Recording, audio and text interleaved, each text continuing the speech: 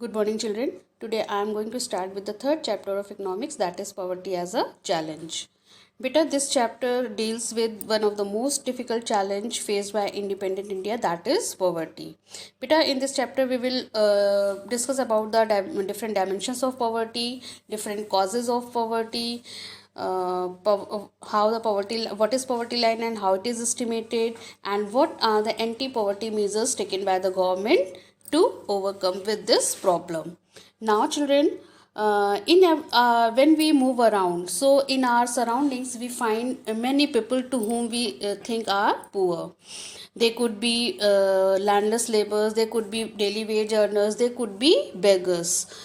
Overall, we see poverty all around us. In fact, every fourth person in India is poor. This means roughly 270 million people in India live in poverty as per 2011-12 data. This also indicates that India has the largest single concentration of the poor in the world. So beta, these were few facts about describing India's poverty. Now we will go for the two typical cases of poverty. These are the two case studies. One is of urban case, that is the story of Ram Saran, and another is the rural case, the story of Lakha Singh. Beta, these stories you have to read by your own. Now here I will discuss with you about some problems. When you will read the stories, so you will find that in both the families they are the landless people. In both the families no regular employment is there. When we talk about the size of the family, both the families are having big size of the family, more than 6 or 8 members in family. About their education status, so both the families are illiterate. Poor health, they are having poor health, and they are suffering with malnutrition means kuposhan. They don't have the proper diet to eat. In both the families the children go for earning, and finally both the families face insult at every place, means they are in helpless situation. So after reading these two stories, it makes us unable to find the different dimensions of poverty. So this is one of the important question of this chapter. So here we will discuss what are the different dimensions. So first, poverty means hunger and lack of shelter. Second, it also is a situation when parents are unable to send their children to school. Third, it is a situation when sick people cannot afford treatment. Fourth, poverty also means lack of clean water and sanitation facilities. Next, it also means lack of a regular job at a minimum decent level.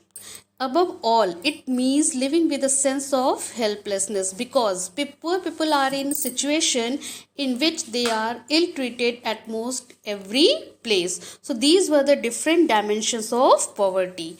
Now children, what was the vision of Mahatma Gandhi about poverty?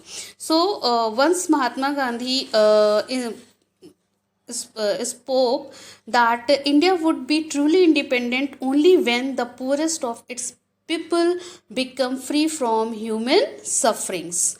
Means it was his vision that in each and every people should be free from poverty. Means poverty should not remain in India. Then only we can call India as a true independent country.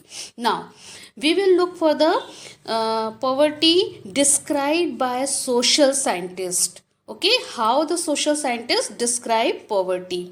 So beta, as per the social scientists look at it through a variety of indicators. They use number of indicators. Usually the indicators used relate to the levels of income and consumption. But now poverty is looked through other social indicators, that is literacy level, lack of general resistance due to malnutrition, lack of access to healthcare, lack of job opportunities, lack of access to safe drinking water and sanitation. So these are some indicators used by social scientists to describe poverty in contemporary time. Now children, there is the two important terms given in your book, that is social exclusion and vulnerability. So now analysis of poverty basically is based on two parameters, that is social exclusion and another is vulnerability. So now what is social exclusion? The question arises over here. So according to this concept, poverty must be seen in terms of the poor having to live only in a poor surrounding with other poor people. Means poor people are excluded from common society. They are not allowed to live in general society. They could not enjoy social equality and could not live in the same surroundings. Even social exclusion is a cause as well as a consequence of the poverty in a usual sense. Okay. And in its broader sense, it is a process through which individuals or groups are excluded from facilities.